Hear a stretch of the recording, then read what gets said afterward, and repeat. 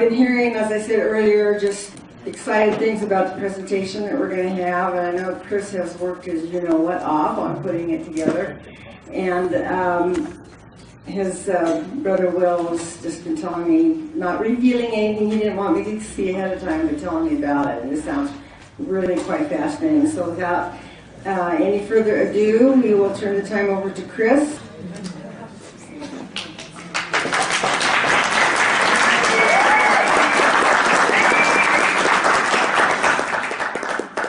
Okay, so it's been a lot of work getting this talk ready. I'm very, very excited about the information. But basically, I just want to thank last year's talks. Some of last year's talks and the talks before really inspired me. Tom Donofrio and Craig Criddle. A lot of these people have been putting insane amounts of hours into researching the origins of the Book of Mormon. And that's what my talk is about today. How the Book of Mormon destroyed Mormonism. So here's the problem. Here's my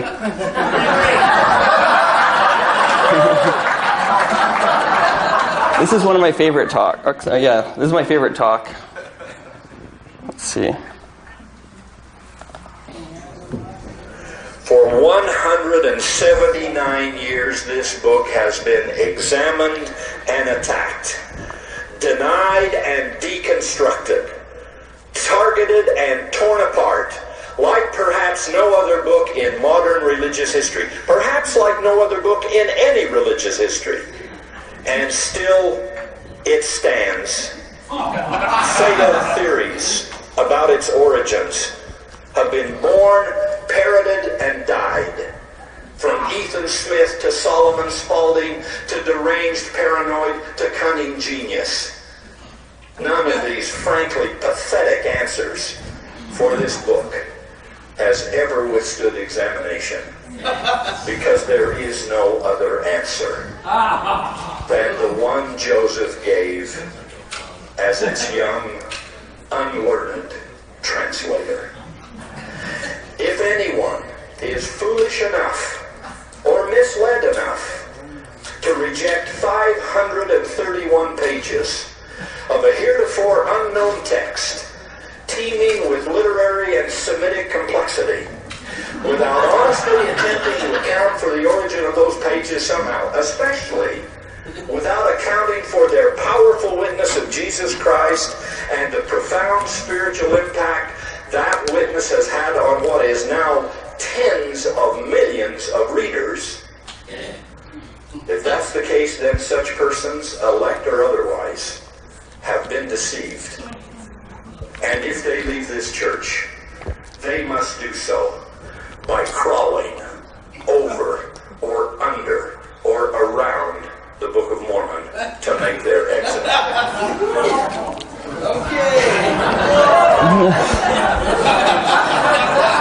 So I hope everybody could hear that at the back. Is that okay? Okay. Awesome. So now I just want to ask a question. Who here believes that it was Oliver Cowdery? Who believes it was Sidney Rigdon? 1, 2, 3, 4, 5. Who wrote the Book of Mormon? Start over. What's that? Who wrote it down or who made it up? Yeah, who created it? So was it? Okay, who believes it was Joseph Smith? So who believes it was Solomon Spaulding? Okay. Is there any other hypotheses that we didn't? Yeah. All of the above. What about Lucy Mack Smith? He's joking. Okay. So I think it's kind of confusing. There's a lot of different hypotheses, and it doesn't really make a lot of sense. If, for example, the Solomon Spaulding theory seems to be relying on a book that we don't have. So there's a lot of weird problems. It seems like up until now nobody's been able to prove with significance where it came from. Like we've got a lot of different theories, but kind of like what Elder Holland said, they're not that solid. But from today onward, I think that's going to change. The Book of Mormon is slowly destroying Mormonism from the inside. Year after year, computers keep doubling in speed and capacity, giving us tools that Joseph Smith never dreamt of. Today we are in the era of big data. We can access exabytes of data, which is billions and billions of times more data than Joseph Smith probably ever dreamed of having access to or even thinking about. And we have computers that can analyze the data, and there's patterns in that data. We have access to over 100,000 books published before 1830. So here's a chart of it. I can explain it a little bit later. But basically, we've done a lot of work. I'll explain that in a bit here. But we analyzed all these books. 100,000, over 100,000. It could be that by analyzing all these books, the Book of Mormon stands out as a singular oddity in the annals of history, with absolutely no explanation. Perhaps the book is true, or false, depending on the evidence. Here's some of the evidence for the Book of Mormon. Just really briefly, they found Nahum. It's 3 letters. NHM because they removed the O and the A because Hebrew apparently didn't have those letters back then. But basically, so we have 3 letters. And there's a few other little things like that. But what is the significance of the evidence for the Joseph Smith as a prophet translator? What is the evidence? So NHM, for me, that's probably the biggest evidence. NHM, it's in the right place, it's the right name. So here's the significance. We have NHM in Germany, Austria, Iran, Zimbabwe, Angola, Israel, Canada. Basically, everywhere you look, you can find those 3 letters. I'm sure there's a dozen companies named NHM all around the world as well. Basically, if it was QXP, that would be more significant because those are more rare across the languages in the world. But NHM happened to be some of the most common letters. So the significance of NHM is lacking. Now there's a Solomon Spalding group of place names. Here we have basically Solomon Spalding's places on the left, and on the right we have it compared with the Book of Mormon. And they seem to match up fairly nicely until you look a little closer and actually research each of these matches. You realize most of them didn't exist when the Book of Mormon was written. So in retrospect, we can look back and try to fit these things together. But I mean, there's a few left that were there, Ramah and Lehi, but are they significant? Well, to test that, there's over 70 Book of Mormon place names. And you can look anywhere. For example, in Japan, there's over a dozen Book of Mormon names in Japan. These are place names. And the same in India. You can look at India, and there's about 11 at least. I mean, there's millions, millions of place names in India. But wherever you look, you can find Book of Mormon place names. I analyzed 2,648 cities. By mere chance alone, 31 Book of Mormon cities matched out of 2,648 cities. If these results hold for larger sample sizes, they would then analyzing a set of 100,000 place names should yield over 1,000 Book of Mormon place names, just by chance. So, conclusion, the world should contain tens of thousands of Book of Mormon place names by chance. Therefore, neither match is significant, and everybody would still be wondering, well, what's true and what's false? So the LDS scholars have confirmed a lot of Book of Mormon place names. Now, I think we should give them a hand of applause. That's a lot of work right there. It's with all the names in the world throughout the thousands of years that they've dug through and found these names, I guess we could ask the question, is this significant? And I'm sure we could have lots of debates with Mormons about that, and the scholars would say, yes, it's significant, these are amazing. I did a test. So this is an interesting chart. Just a quick explanation. These are all the Book of Mormon place names. These are all the Book of Mormon names. They're all charted out. The small ones are at the top. The big ones are at the bottom. The ones most similar to the Bible are on the left using a Levenstein algorithm. And then the ones on the right are the furthest away from biblical names. So the ones in the bottom right corner are the least likely names that you'll find by chance if the Book of Mormon is a fraud. And if it's a fraud, then you'd expect to find the most likely names. For example, Aha, A-H-A, it's a very small name. And those are the names that you find. You can see that red dot is significantly offset from the black dot. The black dot is where you'd expect, and the black dot is just an average of all these names.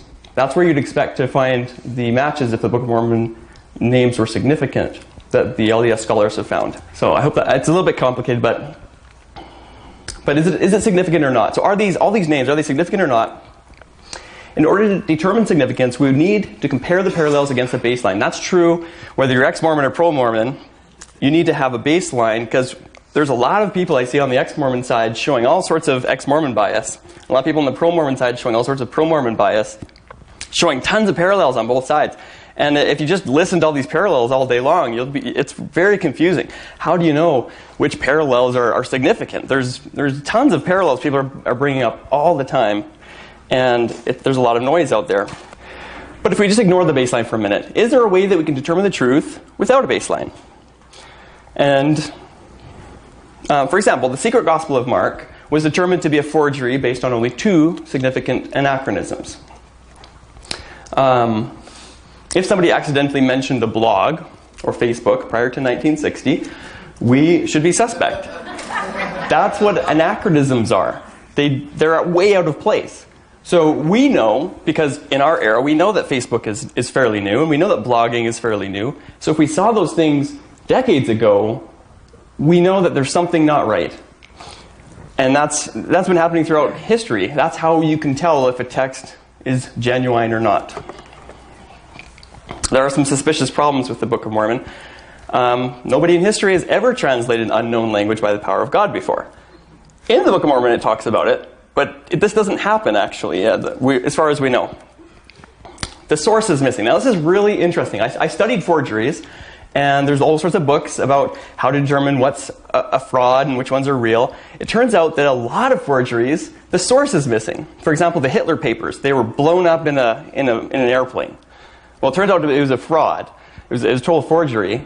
But it's really important for scientists to have access to the actual physical text, because then they can analyze it in many, many, many ways. But without that physical text, you're just left with just words. And so you have to do a different type of analysis. Another suspicious problem, I didn't even know this problem existed because I was so in the religion, but I talked to a friend of mine that was outside of the religion. I said, well, why don't you believe it? And she said, well, the 12 witnesses were all friends and family.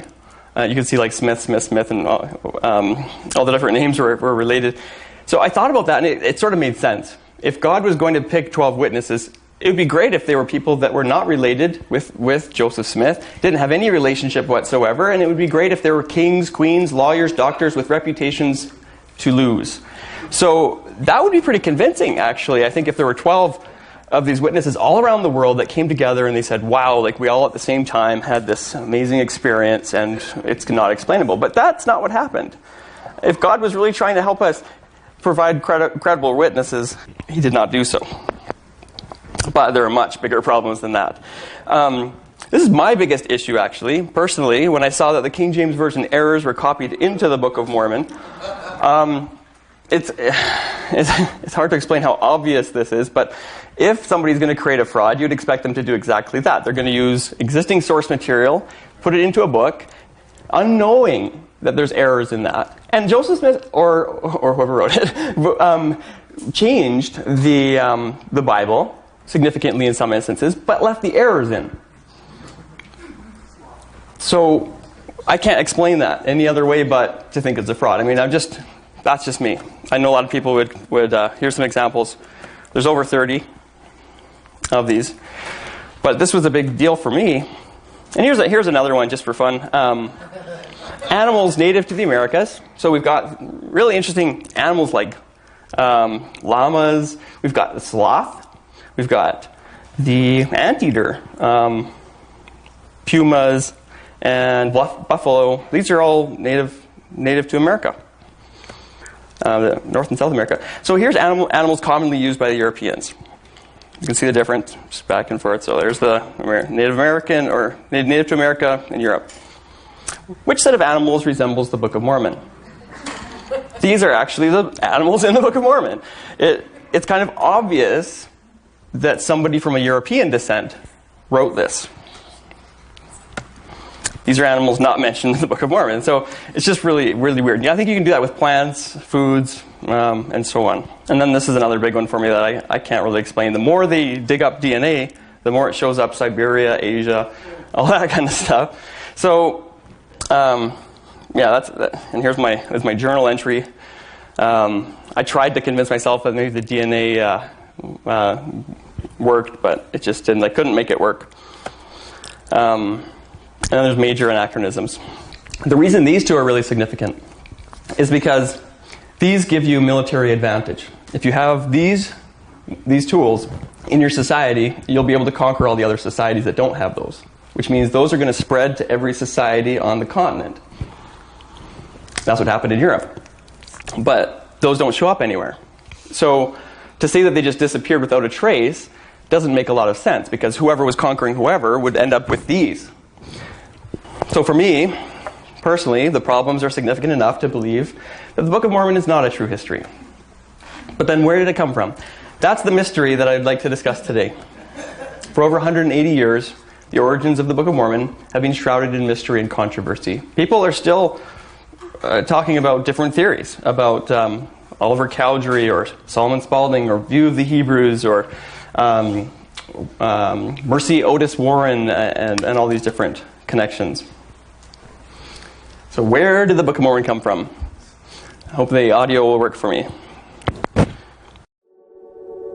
The genes in our bodies can be traced back over 3.5 billion years to a single organism, Luca, the last universal common ancestor. As Luca reproduced, its genes copied and copied and copied and copied. Sometimes with mistakes, they transformed. Over time, this produced every one of the billions of species of life on Earth. Some of these adopted sexual reproduction, combining the genes of individuals, and altogether, the best adapted life forms prospered. This is evolution. Copy, transform, and combine.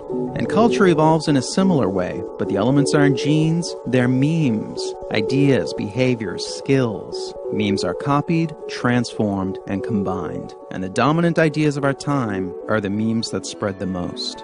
This is social evolution. Copy, transform, and combine. It's who we are, it's how we live, and of course, it's how we create. Our new ideas evolve from the old ones. The act of creation is surrounded by a fog of myths. Myths that creativity comes via inspiration, that original creations break the mold, that they're the products of geniuses, and appear as quickly as electricity can heat a filament. But creativity isn't magic. It happens by applying ordinary tools of thought to existing materials. And the soil from which we grow our creations is something we scorn and misunderstand, even though it gives us so much, and that's copying. Ideas are regarded as property, as unique and original lots with distinct boundaries. But ideas aren't so tidy. They're layered, they're interwoven, they're tangled. The most dramatic results can happen when ideas are combined. By connecting ideas together, creative leaps can be made, producing some of history's biggest breakthroughs. Johann Gutenberg's printing press was invented around 1440, but almost all its components had been around for centuries. Henry Ford and the Ford Motor Company didn't invent the assembly line, interchangeable parts, or even the automobile itself, but they combined all these elements in 1908 to produce the first mass-market car, the Model T. And the internet slowly grew over several decades as networks and protocols merged. It finally hit critical mass in 1991 when Tim Berners-Lee added the World Wide Web. These are the basic elements of creativity: copy, transform, and combine. Films are built on other films, as well as on books, TV shows, actual events, plays, whatever. Even now, Star Wars endures as a work of impressive imagination, but many of its individual components are as recognizable as the samples in a remix. The foundation for Star Wars comes from Joseph Campbell. He popularized the structures of myth in his book, The Hero with a Thousand Faces. Star Wars follows the outline of the monomyth, which consists of stages like the Call to Adventure, Supernatural Aid, the Belly of the Whale, the Road of Trials, the Meeting with the Goddess, and a bunch more. Also huge influences were the Flash Gordon serials from the 30s and Japanese director Akira Kurosawa.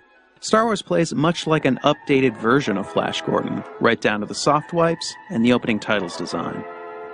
From Kurosawa, we get masters of spiritual martial arts, a low-ranking bickering duo, more soft wipes, a beneath the floorboards hideaway, and a boastful baddie getting his arm chopped off. You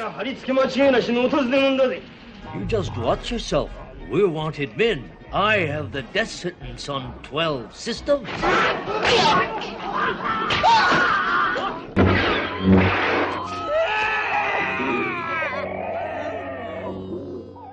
War films and westerns were also huge sources for Star Wars. The scene where Luke discovers his slaughtered family resembles this scene from The Searchers.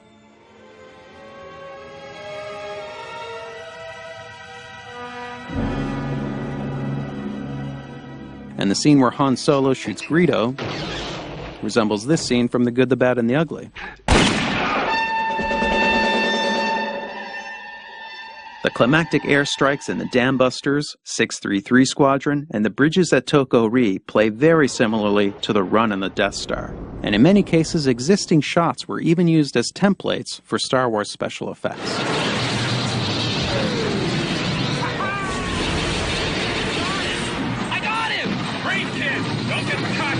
There's also many other elements clearly derived from various films. We have a Tin Man, like the Tin Woman in Metropolis, a couple shots inspired by 2001, a grab the girl and swing scene like this one in The Seventh Voyage of Sinbad, a holographic projection kind of like the one in Forbidden Planet, a rally resembling this one in Triumph of the Will, and cute little robots much like those in Silent Running.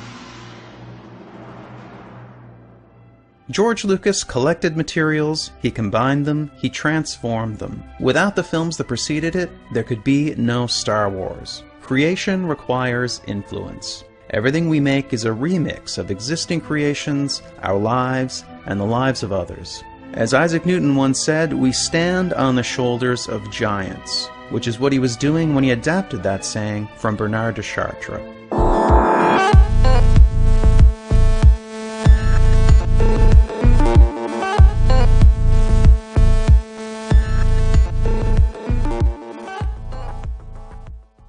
Okay, so I think we all get it.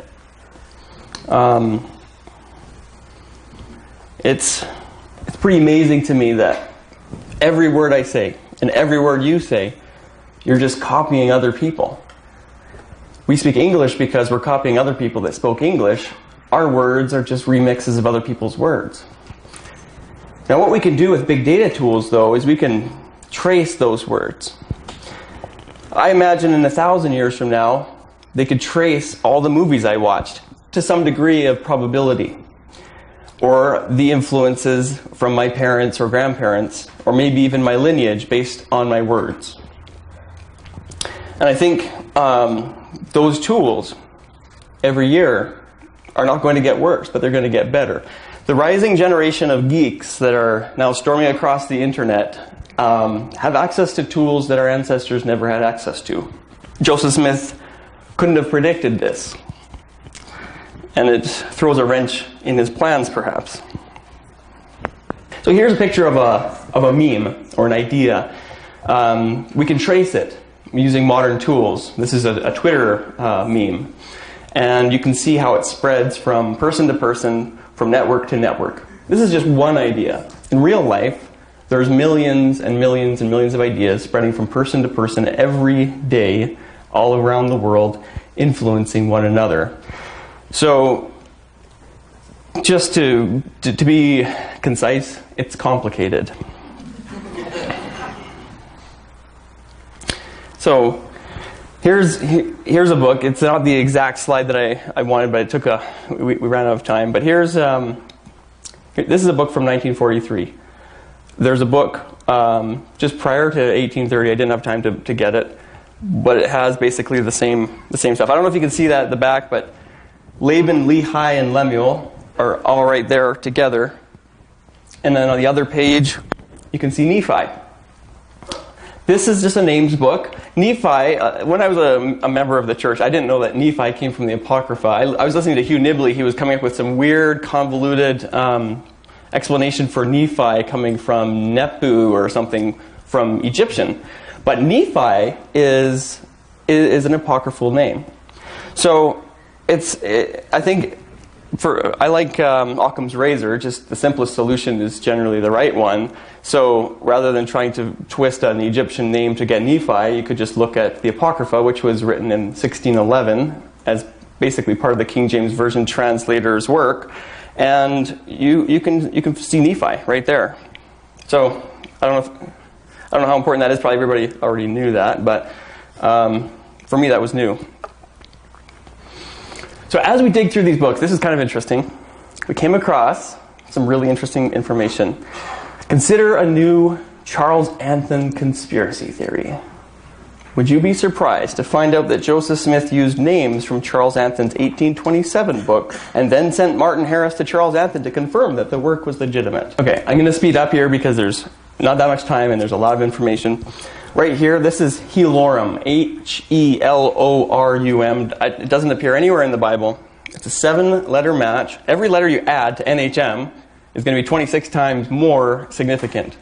So just 2 letters more than NHM is over 500 times more significant. Here's Helorum.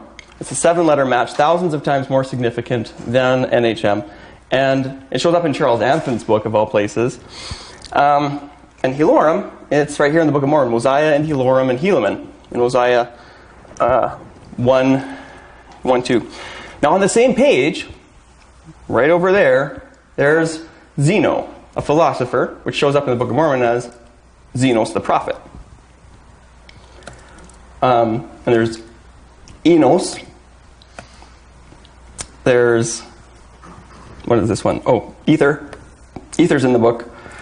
Alma. This is kind of a weird one if you look at it. I don't know if you can see that. But if you just read that, learning encouraged among the Saracens by Alma. And it's cut off, but I mean, if you're just a remixer and you don't pay attention, then you might just see Alma in your memory and then write Alma. And it's funny, in the Book of Mormon Alma is encouraging learning, Alma 32:12. So it's kind of interesting. And we've got Sidon, and right beside Sidon, we've got Teancum, or it's not quite Teancum, it's Tianum, I think. So it's kind of interesting. And then we've got Chemis from Omni, and then there's Omni and Omni right beside each other. Antiparos, that shows up as Antipara. Now these are all, actually 90% of them are not in the Bible. So this is another fairly significant one. This one's interesting. It's hard to see probably on there, but that's Gaditanum. Gaditanum. They became robbers of Gadiantum, it says in Helaman. And over here, there's robbers right on the same page. Gaditanum and robbers. Now here's one that was just significant for me. It was just Egyptus, the origin of, like, why did Joseph Smith put the word Egyptus into the book of Abraham? I never understood that, but maybe it came from here. So, same basic context. Iriantum, it's another one. I'm just going to skip over these though because we've got so many different matches here. I was always wondering about Zarahemla. This one's kind of interesting. There's some significant connections with Hill River, East, all that. But right there, Zarahemla shows up on that page. Now, I know it's not connected, but maybe it was just something in the unconscious mind of Joseph Smith as he passed through these pages. And on the same page, there's Laconius, the chief judge right there. Laconis, I think. So it's very similar. And then another variation on that spelling. And then right there's an interesting phrase that says hatred towards the children of Nephil. Or sorry, hatred against the children of Nephil, which is very similar to the context and phraseology in Mosiah 10. And then if you flip the page over, there's Koran, which is very similar to Koram. And then there's Mulek. I won't get into a lot of details about this, but I'll just share the LDS perspective. The LDS perspective is Mulek can readily be derived from Malki-Yahu. The Book of Mormon account is highly plausible and offers details consistent with modern scholarship in ways that seem to make Joseph Smith either a miraculously lucky guesser or a miraculously blessed prophet who translated a genuine ancient record with the power of God. And they're saying it's interesting because Mulek is related to the word Melech, Melech, Hebrew for king, and Melech is the son of the king. And here it is right there, Melech, right on that page. And in context, it explains Melech, which is Syrian, signifies king, or in Syrian signifies king. And then I think just a few pages away, there's Antion. Doesn't show up in the Bible, and Antion is another 1 to 6 letter match. So we have a 6-letter match, 7-letter match, and all of these different matches. It's an interesting conspiracy theory. I think that's the end of that one. So, and then where it shows up in the Book of Mormon. So, it's an interesting theory. And as an ex-Mormon, I love it. It makes so much sense. Joseph Smith reads Charles Anthon's book in 1827, creates a book, tells his investor to go verify it with Charles Anthon, and confirm that, yes, it's really an ancient book, because it has real ancient names. It's not true, though. I don't think it's true. It could be true, but it turns out that they didn't send Martin Harris to Charles Anthon. They sent him to somebody else who referred him to somebody else who eventually referred him to Charles Anthon, so there's not really a direct connection there. And significantly, it's important to use our critical thinking skills. This book has over 900 pages, and when you have a book of names with over 900 pages, thousands and thousands of names, then you've got the Book of Mormon with over 200 names, there's bound to be overlap.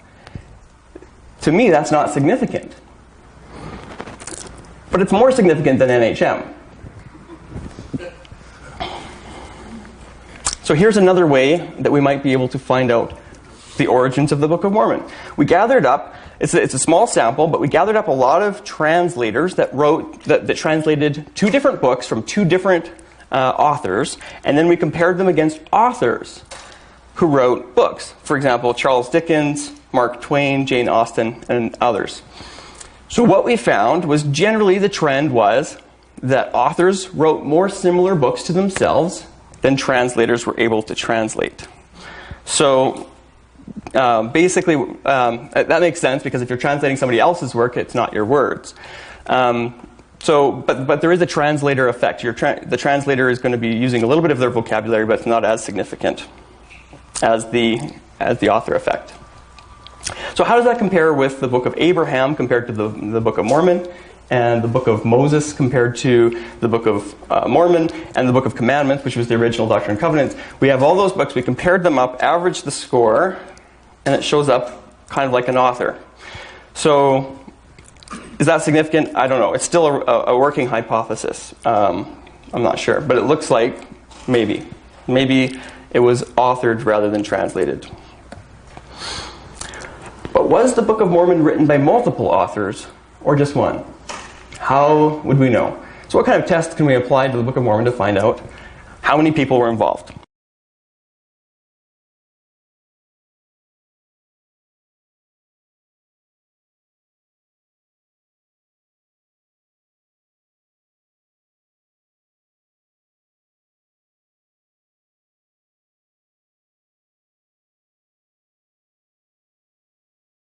There's various tests we can apply. And we can use has anybody heard of the Urantia text? It's kind of like the Book of Mormon. The Urantia text is a mystery text that miraculously appeared somewhere between 1924 and 1955. There are approximately 4 to 5 interdimensional beings dictating the text. These are the people in the text. These beings have statistically distinct word patterns. So you can, by analyzing the word patterns between these 5 different beings, you can tell that there's 5 different beings speaking. But if it's a hoax, it would take multiple conspirators, making it more likely someone would eventually come forward with the truth. So what's going on with the Urantia text is basically the same problem we have with the Book of Mormon. They're trying to figure out, is it multiple authors or one author? They did a few analyses on it, and they found that there's distinct word patterns within it. Now, LDS scholars have done the same thing, and they found that Alma is distinct from Mosiah, Nephi is distinct from Moroni, and Moroni is distinct from Mormon. So there's a lot of evidence for the Book of Mormon in that sense. And I notice a lot on the forums and blogs, a lot of the LDS Latter-day Saints will say that this is significant and proof that the Book of Mormon is true. It also applies to the Urantia text. So what's going on? Do we have Sidney Rigdon writing one chapter and Joseph Smith writing another one and Solomon Spaulding writing another one? Well, there's something called stylistic drift. What if there was one author? What would we expect? With stylistic drift, the theory is that while you're dictating or writing a text, your conversation is changing through time. So what you're talking about at the beginning of the book is going to be different than what's at the end of the book. So you're slowly progressing and evolving through time, which means that with multiple authors, you'd see this one. With one author, you'd see the one on the right. So this is a good way to determine if it's multiple authors or one. And just as a side note, really a crazy side effect about this, nobody knew about stylistic drift when they did the Alma and Moroni and Mormon and Mosiah, when they're comparing all of the different parts of the Book of Mormon. Nobody really knew about that. It's fairly new. So this is what might happen if it were a single author. If you took one slice of the Book of Mormon here and one slice of the Book of Mormon here, the conversation is going to be significantly different because they're spaced in time because of stylistic drift. Which means when you compare both of those together, they'll look like 2 unique voices. So they applied this. Christopher Smith actually applied this to the Urantia text. The Urantia text has one author, even though the stylistic patterns show up as multiple authors. So using stylistic drift, you can determine that the Urantia text had one author, which makes sense from a conspiracy perspective, because conspiracies, the more people that are involved, the harder it is to keep their mouths shut. Stylistic drift does occur in the Book of Mormon in dictation order, and I don't have time to explain all of the details on that, but this is evidence that the Book of Mormon has one author. So who was the author? Solomon Spaulding was dead. Sidney Rigdon apparently, well, there's a lot of speculation. Here's Joseph Smith's own writing in 1829, about the same time as the Book of Mormon. We ran an analysis on this and compared it to the Book of Mormon to see if there's any similarities between Joseph Smith's own writing in 1829 to the Book of Mormon, which was written in 1829 and published in 1830. So here's what we found. All of those are 3-word matches that appear in the Book of Mormon. The darker orange is more significant. I can explain that a little bit more later, but those are... I'll explain it right now. Millennium Falcon, I'll use this as an example. Millennium Falcon versus he is. Those are both 2 words, but one is more significant because it has more meaning, and the other one shows up everywhere. So certain types of phrases are more significant than others, and you have to account for that when you're weighting texts for analysis. Otherwise, you're going to get all sorts of noise in there. So you have to weight how significant each match is, which is a baseline. We need a baseline to compare against. We have one. So another interesting part about this is Joseph Smith, he wasn't a scholar. He wasn't very educated. So he has like a weird way of talking. But he is going to try. That is in the 1830 version of the Book of Mormon, but it's no longer in the Book of Mormon. Of course, that sounds silly. But that, to me, is fairly strong evidence that Joseph Smith wrote the Book of Mormon. We've got his weird, unscholarly sounding slang. It's in his letter, and it's also in the Book of Mormon. This is probably even stronger evidence. Joseph Smith, when he was 5 years old, his father, Joseph Smith Sr., had a dream. This dream was copied into the Book of Mormon and is changed into Lehi's dream, Nephi's father. I don't see how Solomon Spaulding or Sidney Rigdon would come up with that. So, if it was Joseph Smith, what influences can we detect with our modern big data tools? This is where it gets really exciting. We dive into over 100,000 books before 1830, and we dig up what we can to find out what is actually causing this remix, just like Star Wars. Star Wars was an amazing movie, but it was built on the shoulders of other movies that came before it. So here's the baseline. We calculated how much work we did, okay? It's 240,000 years of human labor that we put into this with computer technology. So don't blame your ancestors for becoming Mormon. They didn't have the tools. They didn't know how to analyze all of the books before 1830 and find a baseline and find out what's statistically relevant and what's not. So a lot of false theories arose because they didn't have a baseline to compare the parallels to. All sorts of theories were emerged for the origin of the Book of Mormon because nobody knew how significant their parallels were. Now, here's where it gets really cool. This is 110,000 books ranked. So the smaller books are on the bottom. Let's see if I can use this here. So the smaller books are on the bottom, and the larger books are on the top. We had to cut it because there's lots of really big encyclopedia type books at the top. But as we go farther to the right, we see those little dots. Actually, can you turn the light off for a sec so we can see a bit better?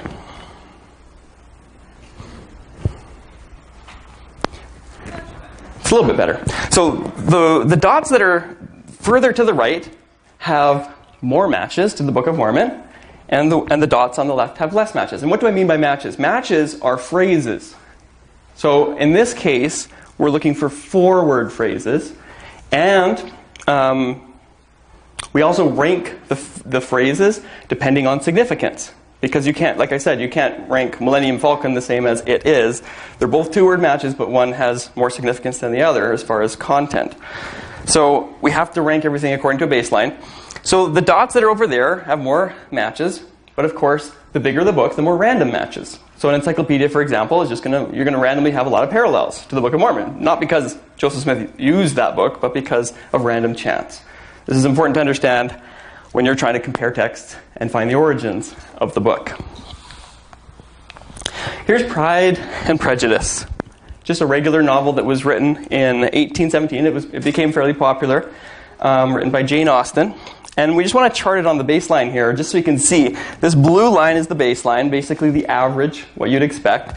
And then Pride and Prejudice is that white dot. It's a larger, longer book. But it occurs exactly where you'd expect for a normal book.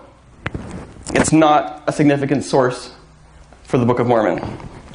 That yellow line is the angle. That's the most important thing to pay attention to when we're doing these matches, because that angle is going to tell us how significant the match is. If the angles are far over that way, close to the bottom, then those matches are going to be more significant influences on Joseph Smith's mind.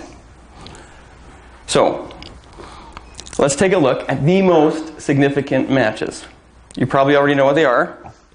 The Book of Abraham, the Book of Moses, and the Book of Commandments.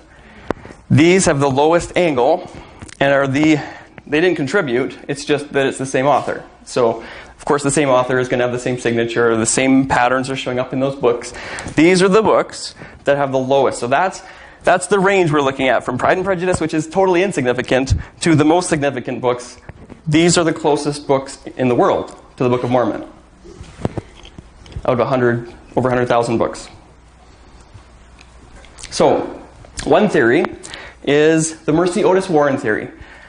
She wrote about the Revolutionary War, and there's a lot of parallels. If you look, for example, that men in a state of nature, men that are in a state of nature, learn wisdom, destruction was ripening for destruction, on and on and on, pages and pages of Mercy Otis Warren matches. So, are these significant? That's what we need to know when we're doing these types of analysis. You can't know how significant it is until you compare it against another 100,000 books and all the baseline data to find out if these are significant. So let's see what happens. It's not significant. The book, it turns out the book is very long, and those phrases are very common.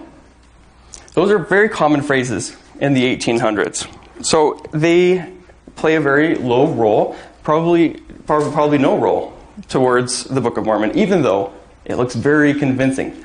And that's really important because I care about the truth, and I need to know what is actually happening. I don't want a theory that's false. I'm addicted to the truth, and that's why I left the church. Here's the manuscript found, Solomon Spaulding. This is one of the biggest theories out there. So, manuscript found. There's tons of parallels. Both are accounts of early inhabitants of America. Both accounts, the civilization of these inhabitants was much higher than that of the modern Indians. Both works pretend to be... Anyways, on and on and on. You've probably read some of these. It's significant to me. This book, when I read it, it was a significant contributing factor to open my mind and start thinking differently about the Book of Mormon, because I was like, why are these connections happening? If the Book of Mormon is true, I would not expect so many connections. I just kept reading that book, and I just kept seeing these connections. This is way early on, and I thought, wow, there's something really strange going on. So what is it? Did Solomon Spaulding write the Book of Mormon? Let's put it on the graph here. And you can see it's significantly more influential than Mercy Otis Warren. The angle is more towards the bottom. But it looks like on this chart, there's thousands of books that are more significant. It boggled my mind when I saw this, but that's okay. If we've invested a lot into Solomon Spaulding, that's fine. But it has a significant problem. He was dead when the Book of Mormon was published. We don't know how an unpublished book, this is an unpublished book, how would that transmit to Joseph Smith? There's a lot of theories and conjecture, but we have no solid evidence. I've seen some of the evidence. It's sort of convincing, but when you take it into context, it's hard for a Mormon to really swallow and say, well, for sure, that's what happened. So what about these other thousands of books? What's going on? There's lots of other books. Let's take a look. What about the other popular theory? View of the Hebrews, Ethan Smith. There's a lot of parallels here. The destruction of Jerusalem in both of them, the scattering of Israel, the restoration of the 10 tribes. Hebrews leave the old world for the new world. Religion is a motivating factor. Migrations, encounter seas of many waters. The Americas is an uninhabited land. On and on it goes. Egyptian, breastplate, Urim and Thummim, heavy quotes of Isaiah. Messiah visits the Americas. Good and bad are necessary. Opposition, generosity is encouraged and pride is denounced. On and on it goes. Lots and lots of connections. Is it significant? So, we'll put it on the chart. Much, much more significant than Solomon Spaulding. This is word patterns we're looking at, not necessarily the content. This means Joseph Smith was familiar with this, and we know he was familiar with it because we have a quote of Joseph Smith talking about View of the Hebrews afterwards. So, the View of the Hebrews has so many connections. For example, it came out in 1823, right in Joseph Smith's backyard, out of all the other books in the world. This book would have been easily available 7 years before the Book of Mormon, in the right place, at the right time, and it shows the signature of the Book of Mormon in it to a very significant degree. But there's still lots of other books.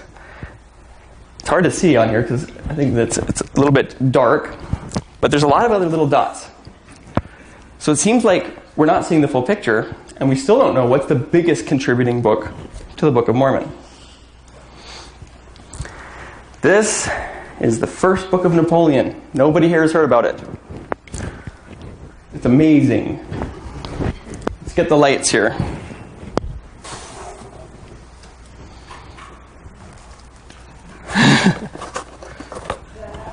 Sure.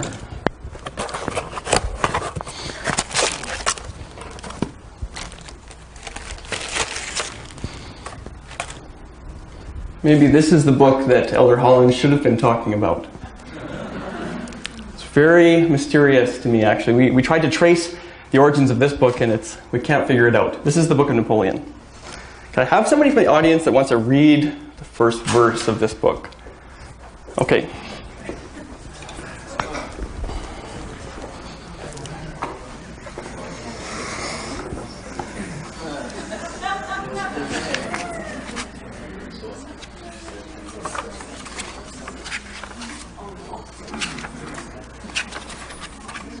Just the first verse is good.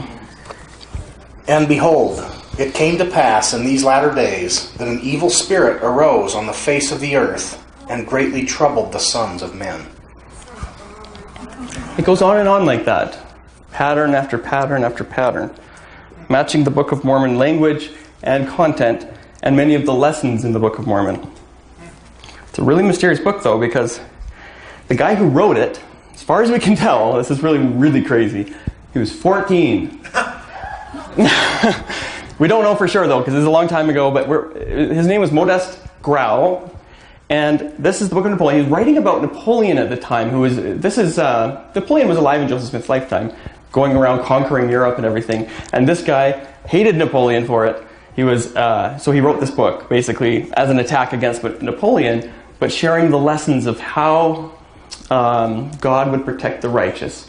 And he always would refer to the Albions, the land to the north, the Britons, and they were the righteous ones.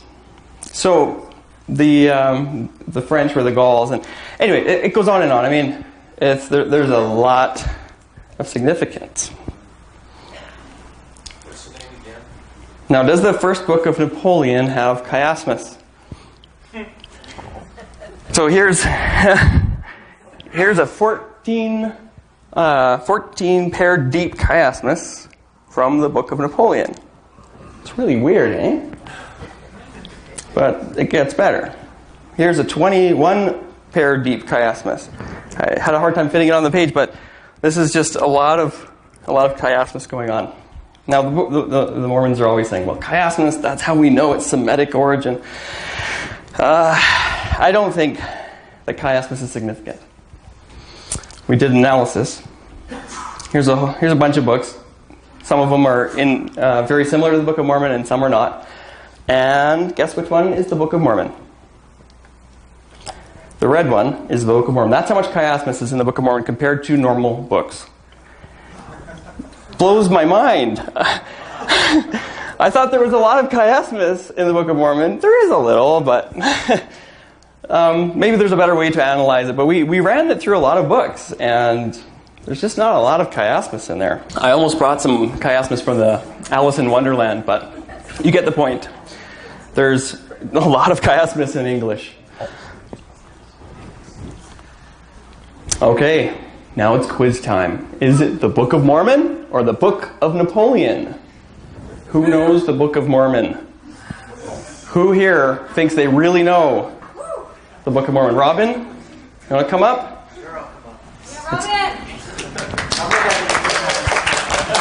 Unfortunately, I've read it more than most other books. Me too. So you can hold that.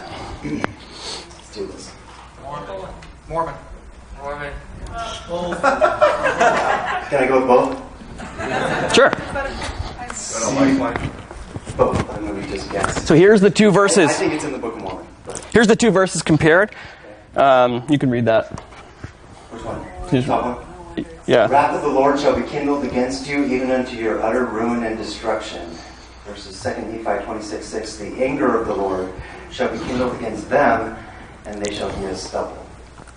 Okay, next one. By reason of the deafness of their ears and the iniquity and stubbornness of their hearts. That's Napoleon. Napoleon? Yeah.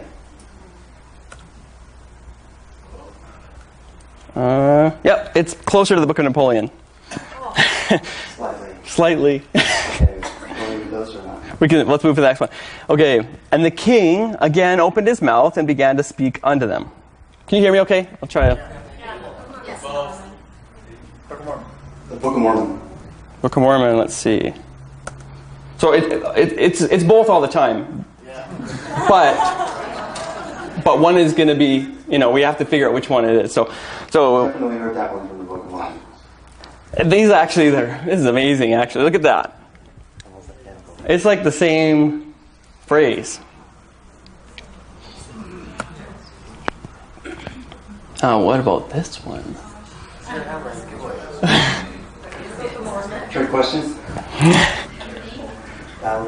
Sound like Book of Mormon to me. You're right. So the battle was fought in the land of Calabria, or the battle which was fought in the land of Zarahemla. So both phrases exist, but it's Calabria or Zarahemla. So. Okay. The blaspheme is different, but exceedingly wroth comes from Book of Mormon significantly. Yeah, this is an interesting one. Exceedingly wroth does come from the Book of Mormon. The original Book of Mormon, 1830, says exceeding wroth, and so does the Book of Napoleon, exceeding wroth. So he was exceeding wroth and swore and blasphemed. He was exceeding wroth and he did curse God and also Moroni and swearing with an oath. So basically the same, but I mean, it's pretty crazy like how similar they are. Let's see. What do you think? Similar to the coming of Jesus Christ, but it looks like there's a few differences. Okay. Yeah, you're right. It's very similar. But it happens in both 3rd Nephi and the Book of Napoleon. So, yeah, it's pretty interesting. So we'll move forward. What do you think? Definite phrases from the Book of Mormon in there. I don't know if it's verbatim, though. I'm seeing a pattern here. Okay. So, let me see. Okay, so, and his brother. So, that one's the Book of Mormon. Yeah, very similar. What about this one? That pulls, it seems like it's the Book of Mormon. Is that Mormon? The battle? Lehi's Dream? I think. That's right. Lehi's Dream. Yeah, that's the Book of Mormon. So, I turned mine eyes towards the thrones, and behold, I saw them. Or I cast mine eyes towards the head of the river, that perhaps I might see them. So those are the two phrases. They're quite similar there. Okay, so what about this one? This is describing what happened after Jesus Christ came in the Book of Mormon. Right. I think so. Let me just double check. Burn with fire. Yep. So the Book of Napoleon one, very similar. I beheld the plains of the earth. I saw the plains of the earth on both of them. Beneath me, heaped with slain, flames issued from the towns and cities of the land. Basically the same thing. The cities were burned with fire in the Book of Mormon. Okay. Is that that's the end? Any of those cities anywhere. Right. That's right. Well, thank you, Robin. That was very good.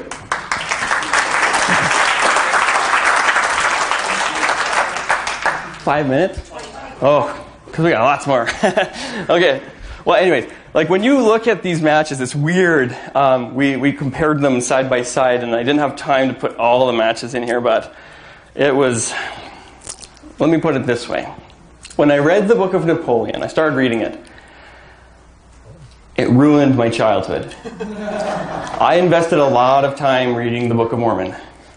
And when I saw those phrases in the Book of Napoleon, I felt like it just wasted a lot of my childhood.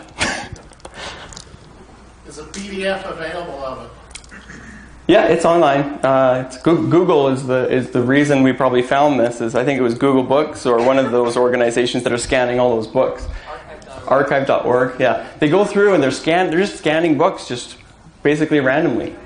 Chris, was the Bible one of your books? Oh yeah, sorry. Let me explain. The Bible is obviously the biggest contributor to the Book of Mormon. We filtered that out to try to find the other influences. The Bible is super significant.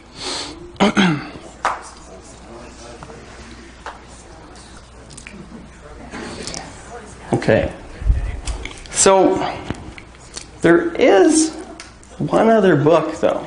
Let me just explain. The Book of Napoleon.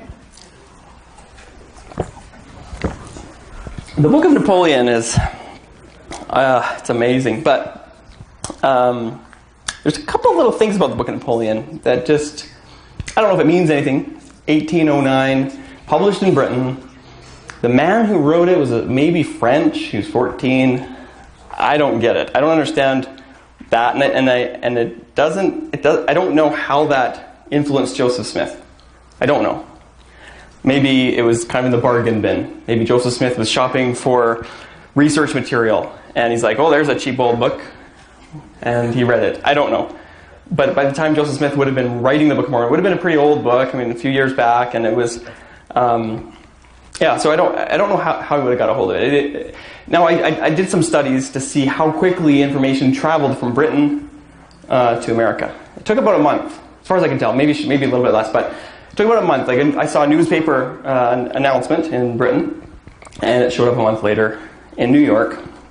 So travel wasn't a decade or anything. So definitely, the Book of Napoleon could have easily have transferred over to America, and maybe it was widely sold.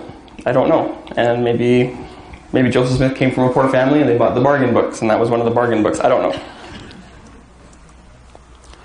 So here is, I think, the most significant book. Now, you hear a lot of... Tom Donofrio did a ton of really cool research into the Book of Mormon connected to the Revolutionary War. And you read the Book of Mormon. You're reading all this really awesome spiritual food, and then you get to Alma, and you're just like going through war after war after war, and you're just like, why did God put that in there? I don't understand. Well, it makes sense. Actually, we cleaned up the late war. There was a big appendix at the end that changed the significant value. So we got the appendix out of there to just compare text to text. And it was a 17.4 compared to... It's right in the range of Joseph Smith's own work. It's a 17.4 compared to the Book of Commandments, which was a 9.1 match. So 0 would be a perfect match. It doesn't exist, of course. That'd be the Book of Mormon itself. But basically, you can't ask for anything better. This book was... it's perfect.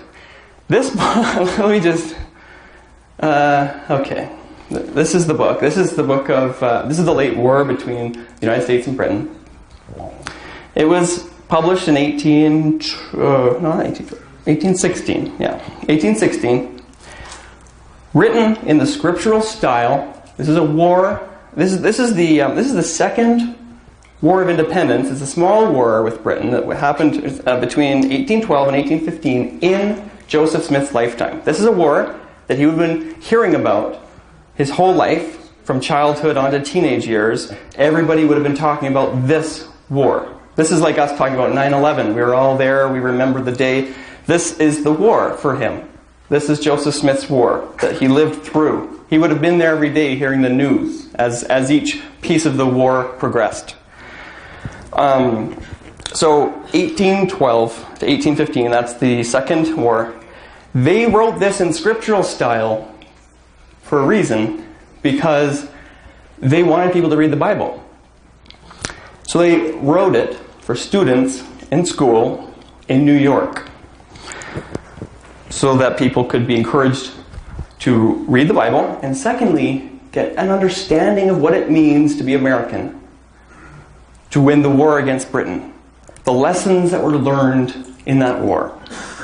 How did they win that war? Well, Moroni is Jackson. Jackson won the war by riling up the troops to fortify the city of New York.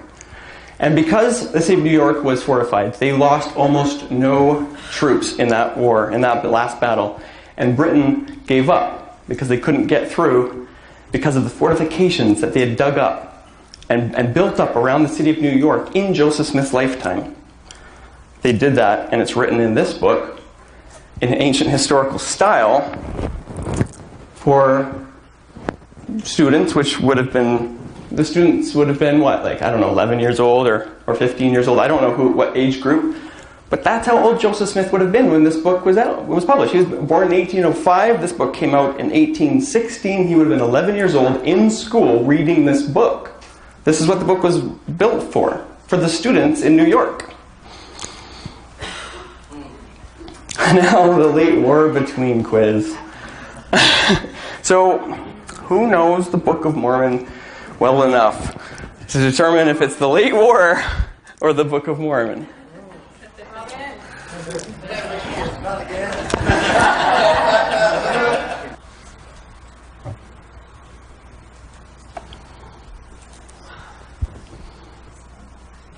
That's got to not be the Book of Mormon. That's got to be late war.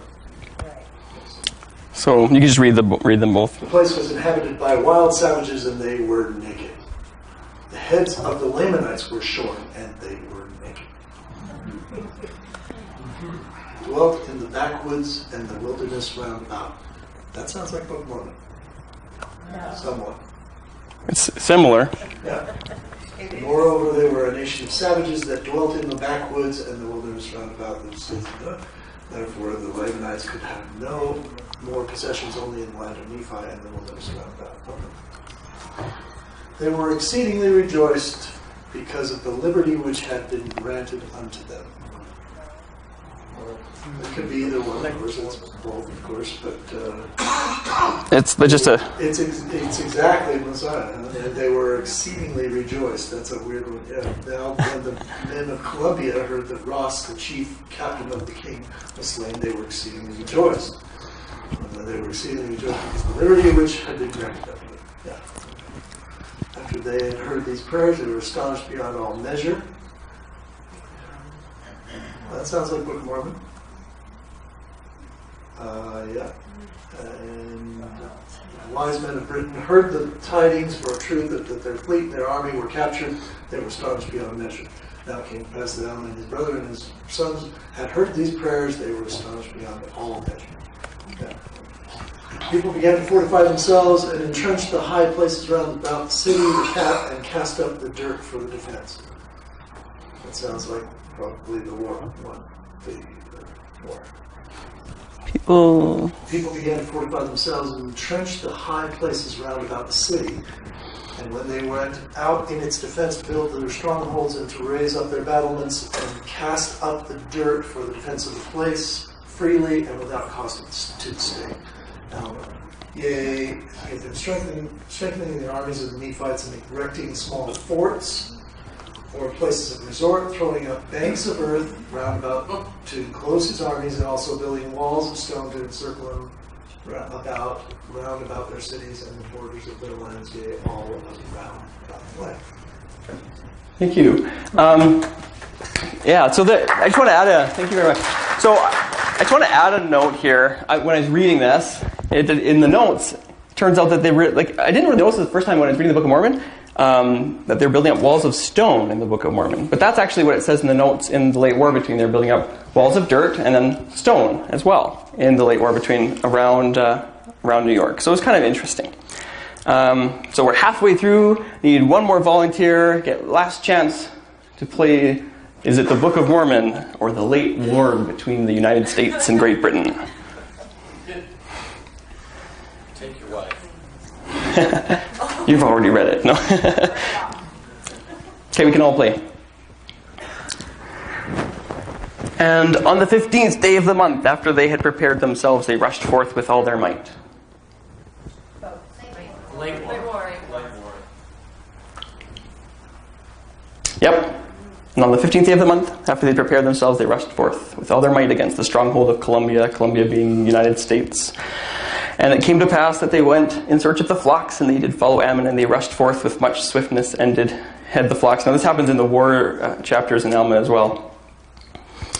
What about this one? And they pitched their tents and began to till the ground. Sounds like Book of Mormon. Yep. So this is the late war between. And they pitched their tents and cast up fortifications and prepared to assail the strongholds of Jackson, the chief captain. It's Moroni. It's the same character. And they pitched their tents and began to till the ground. Okay, so built many more strong vessels after the fashion of the ark.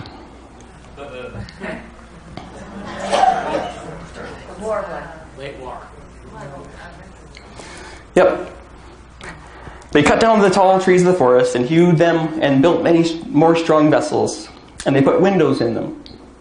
and they pitched them within and without with pitch after the fashion of the ark. Now it's funny that they put windows in them, because when Joseph Smith's writing it, he says, we cannot have windows. But Windows is an anachronism. Windows didn't exist back then. And Windows are fairly late. I don't know if you know, but I think it's in the last 1,000 years. Windows as we know it, that could be dashed in pieces, existed within the last 1,000 years. So this is totally anachronism. So Windows, God telling the brother of Jared, you can't have Windows. But the Americans can have Windows in their votes, but you can't.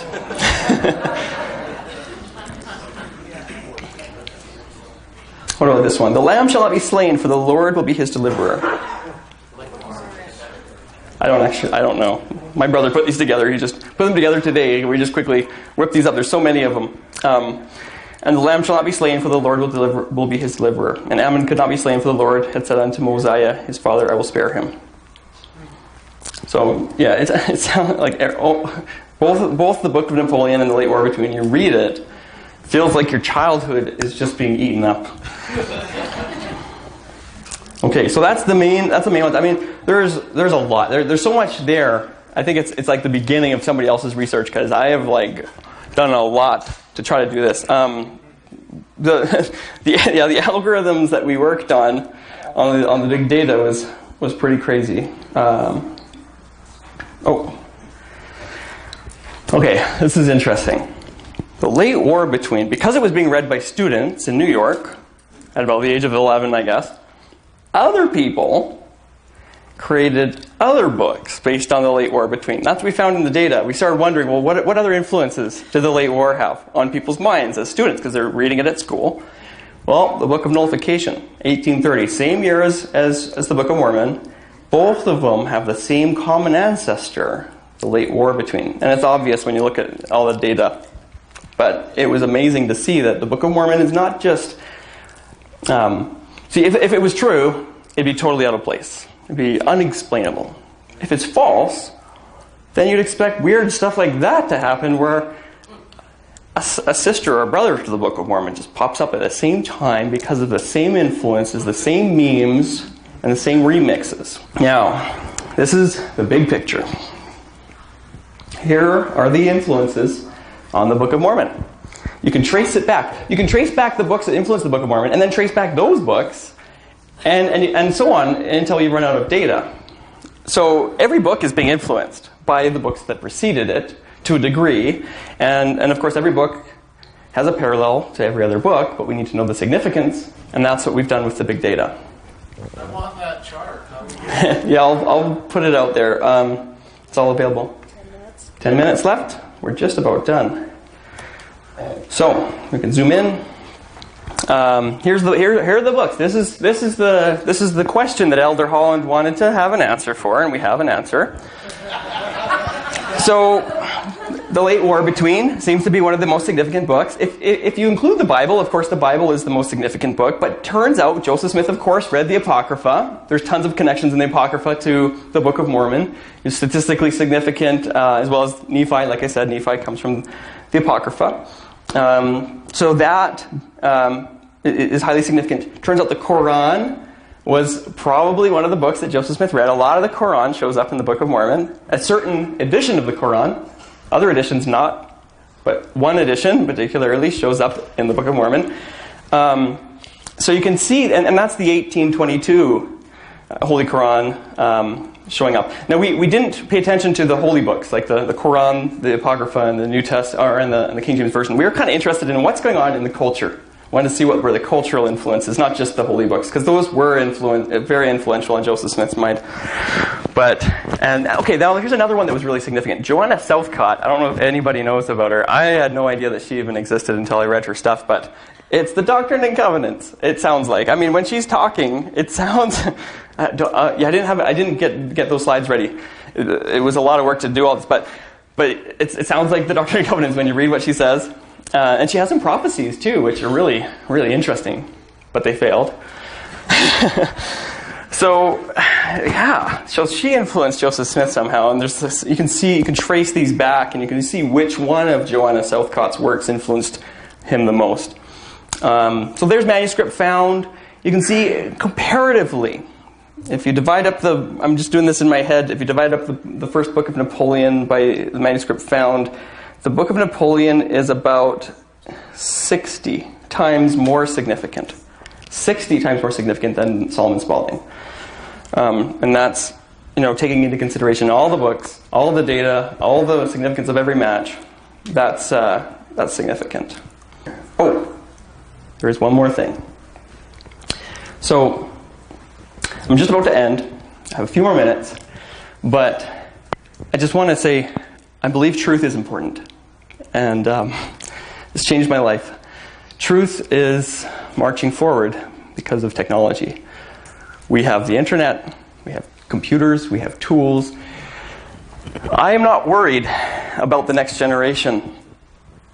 When I was a Mormon, I was worried that it's the end of the world. But I think the next generation are going to have tools that are even better than what I used to create this, and what my brother used to help me. Their computers will be faster. Their algorithms will be more powerful and easier to use. You'll probably be able to use Siri or Google now in about 5 or 10 years to do the same thing we just did. We are entering an age where you cannot lie to people like Joseph Smith lied to people.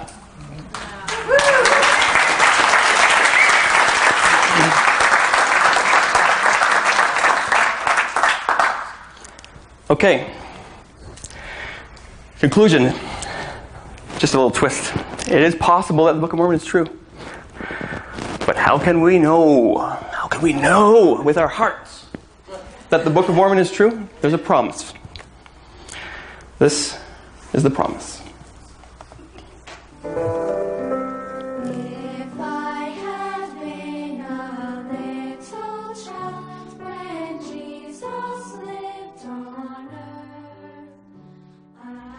Being filled with the Holy Spirit. What happened to that individual on the cross beside Jesus who believed and Jesus said, "This day thou shalt be with me in paradise"? He knew that he seriously believed, and that he knew that's all that it took, is for him to believe who he was. Even believing him in a condition when he was being killed as a heretic. Who was this man? We're going to begin tonight with the strange suicide of the 39. It was as bizarre as it was shocking. 39 members of the Heaven's Gate cult dead from an overdose of vodka and phenobarbital. The kingdom of God, the kingdom of heaven. The group's leader, Marshall Applewhite, also known as Doe, left behind a rambling videotaped statement that tried to explain what he and his followers had done. They believed that he was basically an alien being who had been Jesus 2,000 years ago, who had come to Earth to find the other aliens that had been on Earth, to evacuate before Earth was destroyed. This was a tragic loss of life. Why did these 39 people believe that Applewhite was the true Messiah? What convinced them that Applewhite's message was true? Why did they take their life? Let's take a look at the method he used to convince his new recruits that he was the true Messiah. The mind that was in Jesus, what? That mind is in me? At least ponder this, that you go into the privacy of your closet. Don't ask your neighbors, your friends, what they think of this. You go see if you can connect with the purest, highest source that you might consider God, and say, what about this? Is this for real? Is this for me? If it is, then give me the strength. Because as soon as you tell anyone else, they will be used as the instruments to have you not believe. We hope that your thoughts will be of our Father's kingdom. Thank you. Did this technique work? And I knew, my soul knew, that what I'd been searching for a long time, and I knew it even before I read it. And I knew it was, when I got those statements, I just couldn't stop reading, because I knew And ever since I've been in the class, there's never been a doubt. Like when I first met them, I knew that what they had to say was true. It wasn't something they said, it was something that I knew inside me. I felt it was like I had known the material they were talking about, and it was like a recognition. I feel extreme gratitude and thankfulness to my older members, T and Do. It was instant recognition for me when I met T and Do in Walport over 21 years ago, and there was never a doubt in my mind. I just wish that people out there could understand how much we feel and know this is real. This is not a fantasy. I know. I didn't have to believe. I knew when I saw T and Do.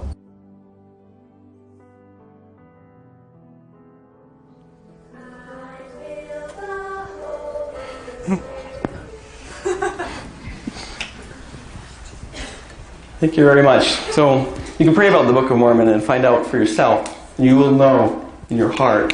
You'll have a recognition. And you'll know that it's true. Thank you very much, guys.